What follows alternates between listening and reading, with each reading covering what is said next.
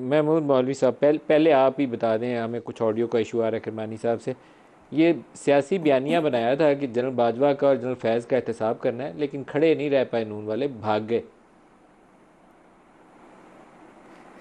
देखिए, इस पे मैं ये कहूँगा कि उन बड़ा इमेच्योर बयानिया बनाया था, और अभी तक समझ में नहीं पड़ रहा है कि इतने तजुर्बेकार सियासतदान और पॉलिटिश जिसको मैं कहूँगा 3 बार वज़ीर आज़म रहने के बाद वो इतने इमेच्योर स्टेटमेंट दे कैसे सकते हैं।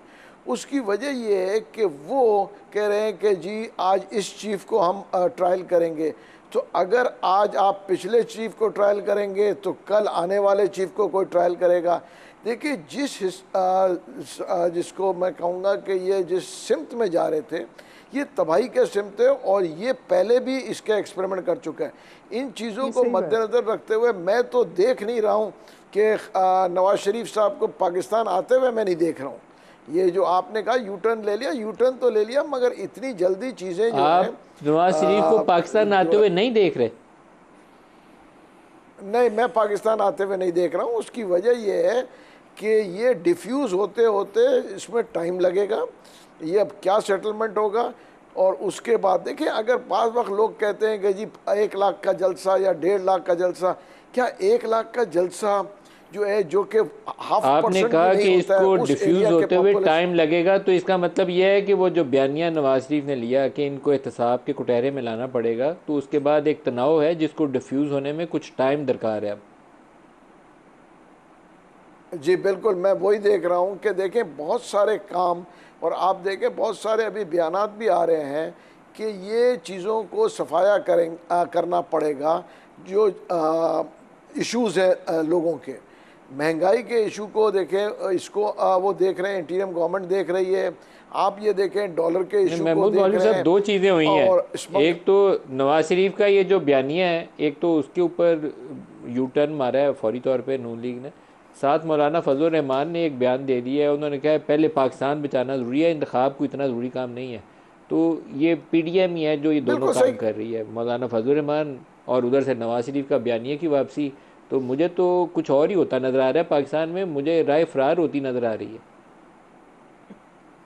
देखिए, मैं तो बहुत आपको वाज़े अपने मेरा अपना व्यू है कि मैं इस वक्त इंतखाबात नहीं देख रहा हूँ इतनी जल्दी, जितनी जल्दी लोग समझते हैं। ये वक्त लगेगा, बहुत सारी चीज़ें को जो है अपनी जगह बैठना पड़ेगा, उसके बाद ही इंतखाबात होंगे। मैं भी यही कहूँगा। देखिए, आज हम इकनॉमिक क्राइसिस में जा रहे हैं, इंतखाबात करा के जो है और मज़ीद क्राइसिस में डालना है। उसकी वजह है कि जो हारेगा वो उसको मानेगा नहीं, जब मानेगा नहीं तो फिर क्या सड़कों पे आएंगे, सड़कों पे आके इकनॉमी का वैसे ही सत्यानाश है, लोग वैसे ही परेशान हैं, तो क्या मज़ीद हम ना इसको तबाह आपको करेंगे? नवाज शरीफ इससे पाकिस्तान बेहतर आते तो नज़र मैं, आ रहे हैं, ना आपको जनवरी के महीने में जी इंतखाबात नज़र आ रहे हैं। बिल्कुल, मैं आपको वाज़े कर दूं, ना मुझे जनवरी में इंतखाबात नज़र आ रहे हैं, ना मुझे नवाज़ शरीफ साहब जो है अक्टूबर में आते हुए नज़र आ रहे हैं। और अब वजह तो क्या हो आपके कि अल्लाह ख्याल में उनको क्या सेहत दे। वजूहात हो होंगी सकता है जिसको बुनियाद बनाकर इंतखाबात को आगे किया जाएगा, क्योंकि लीगली आपको कहीं कोर्ट ऑफ लॉ में जाके जस्टिफाई करना पड़ता है। किस बुनियाद के ऊपर कहा जाएगा कि इंतखाबात नहीं होंगे? लॉ एंड ऑर्डर हो जाएगी, कोई दहशत गर्दी हो जाएगी, देखिए क्या हो जाएगा? देखिए देखिए देखिए लॉ एंड ऑर्डर के अलावा इकनॉमिक क्राइसिस हैं, और बहुत सारी और वजूहत। देखिए, वजूहत तो बन ही जाते हैं। देखिए, वजूहत बनने में कोई टाइम लगता नहीं है, तो वो कोई ना कोई वजह बन भी जाएगी। आपने इतने देखे ना, सालों पे हमने हुकूमतें देखी, आई और गई। अभी आप देखें ना, जब पंजाब की गवर्नमेंट 90 डेज़ में इलेक्शन कराना था, नहीं हुआ। ठीक है, केपीके की गवर्नमेंट में नहीं हुआ। तो वजूहत तो देखें, हालात को देखते हुए तो वजूहत तो बहुत सारी चीज़ें सामने हैं। इससे बेहतर तो मेरे ख्याल से ये रेफरेंडम मौलवी करवा साहब, दें कि आवाम को, पाकिस्तान में इस वक्त आवाम, मार्शल्लाह जो है, मार्शल्लाह ऑप्शन नहीं है। इन्हीं केयर टेकर्स ने बैठना है। केयर टेकर्स का टेन्योर अगर आपने आगे एक्सटेंड करना हो तो एक्सटेंड करने के लिए बाज़ तरीक़ाकार मौजूद है, लेकिन आपको सुप्रीम कोर्ट से जाके मोहर लगवानी पड़ती है। तो ये एक्सपेक्ट करना काजी फ़ायदी हिसाब से कि किसी गैर आइनी काम के ऊपर मोहर लगा देंगे, मेरे लिए काफ़ी मुश्किल है। लेकिन आप जैसे जितने मंजे हुए सियासतदान, तो सब अब कह रहे हैं कि जनवरी में इंतखाबात नहीं है। वो ये उनको शक है कि नवाज शरीफ ने पाकिस्तान नहीं आना।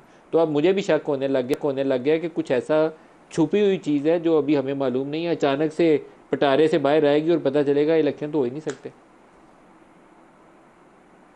देखिए, और यही कहना ना कि जो गैर आयूनी चीज़ के ऊपर फैज़ ईसा साहब जो है मोहर लगाएंगे, फिर आप भी देखेंगे ना कि जो चीज़ें मुल्क के मफाद में हो, कुछ चीज़ें जो है अगर ये थोड़ी बहुत जो है वायद जो है हो जाए और मुल्क के मफाद और आवाम के मफाद में हो, तो इसमें तो कोई मज़ामत नहीं है। आवाम क्या चाहती है? देखिए ना, अगर मैं कहूँ कि जो है मुल्क के और आवाम के मफाद में है, तो वाई नॉट हम ये करा के मुल्क को क्यों हम ख़तरे में डालें, आवाम को क्यों परेशानी में डालें। अच्छा, मैं महमूद जमात मौलवी के साहब हमारे पास एक ऐसी शख्सियत हैं जो उस जमात का हिस्सा थे और उस वक्त भी उनके साथ थे इमरान खान के। मैंने अभी एक और शॉर्ट्स उस्मान डार का भी सुनाता हूँ, लेकिन महमूद मौलवी साहब ये जो बातें उस्मान ने कही, उस्मान डार ने, ये तो बड़ी खौफनाक बातें हैं। ये तो दो बातों की तरफ इशारा वो कर रहे हैं कि एक तो कुछ इमरान को ये ऐसी इतला थी कि अगर हम ये सारा कुछ करेंगे, मार्च करेंगे, 9 मई करेंगे, तो general Asim Munir army chief नहीं रह सकेंगे। तो कुछ कहानी, कुछ मेरे तो मैं सोचता हूँ कि बड़ा खौफनाक सा मंजर पेश कर रहे हैं वो। आपकी क्या इतलात थी ऐसी आपके पास? देखिए, मैं आपको बता दूं, मैं उस्मान डार से इत्तेफाक करता हूं और सॉफ्टवेयर अभी अपडेट नहीं हुई है। मेरी कोई 2-3 माह पहले उस्मान डार से बात हुई थी। मैंने उस वक्त भी उनसे कहा था, मैंने कहा यार जो चीज़ें हकीकत है आप आके बता दें। मैं खुद आपको कह रहा हूँ, इसमें कोई दो राय नहीं है कि जब ये प्लान बन रहा था और बहुत सा, मैं आपको बताऊँ 9 मई के वाक़े से पहले मैं खुद बैठा था मीटिंग में, जिसके ऊपर उन्होंने कहा था कि जी हम GHQ के ऊपर जाके जो है we will go inside GHQ, जिस पे मैंने कहा था either we will go for a disaster और we will go for a civil war. मैंने कहा don't ever try to do this. आप इस खबर को दोबारा दोहरा के बताएं। आप कह रहे हैं कि आप उस मीटिंग में थे जिसमें कहा गया कि हम GHQ के अंदर जाएंगे। उस मीटिंग में कौन कौन शामिल था?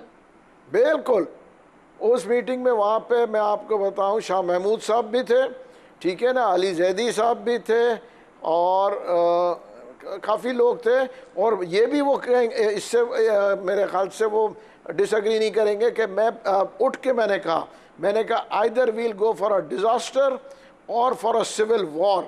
उसकी वजह देखें, अगर फ़ौज गोली चला ले वहाँ से देती तो हम सिविल वॉर की तरफ जाते, आर्मी वर्सेस द पीपल। ये आइडिया किसने दिया था कि GHQ के अंदर जाएंगे हम? ये आइडिया किसका था? देखिए, ये जो इसाक डार कह रहे हैं ना, ये वही लोग थे, ये वो टीम है जो कि अपने आप को साबित करने के लिए कि जी हम जो है बड़े जाले हैं, हम ये कर लेंगे, ये वही कुछ लोग गिनती के लोग थे। और उन्हीं गिनती के लोग, क्योंकि देखें वो ये चाहते थे कि जो ये आइडिया किसका था कि हम GHQ के अंदर जाएंगे? ये आइडिया किसने दिया था हम GHQ के अंदर जाएंगे? देखिए, ये आइडिया नहीं, वहाँ पे उन्होंने कहा था, जो है एक खातून थी जिन्होंने कहा था, अभी उनका अभी मैं उसकी वजह वो अभी बिल्कुल वो बैकफुट पे जा चुकी है, मैं नाम नहीं लूँगा, अब तो ख़त्म हो गया चीज़। मगर मैं आपको बता दूँ, लोग नहीं, नाम लीजिए, किसने कहा था हम GHQ के अंदर जाएंगे? नाम लीजिए, किसने कहा था कि GHQ के अंदर जाएंगे? जिन्होंने कहा है उनका नाम लेना चाहिए। देखिए, मेरे को इस वक्त नाम याद नहीं आ रहा, मगर मैं आपको बताऊँ खातून थी। मैं आपको बता, उस मीटिंग में खातून कौन शामिल थी? कौन कौन खातून शामिल थे उस मीटिंग में, ये तो बता दें। देखिए, एक मैं आपको हकीकतन बता रहा हूँ, मुझे नाम याद नहीं आ रहा है, और मगर वो खातून जो थी वो हमारे साथ यहाँ से वो फिर इस्लामाबाद भी गई। मैं आपको नाम अगर याद आ जाएगा मैं आपको बता दूंगा, या मैं आप ट्वीट कर दूंगा आपको रात को। मुझे इस वक्त नाम याद नहीं आ रहा, गलत नहीं कहूँगा आपसे। और ये मीटिंग क्या कराची में थी जिसका आप तज़किरा कर रहे हैं? जी बिल्कुल, कराची में थी।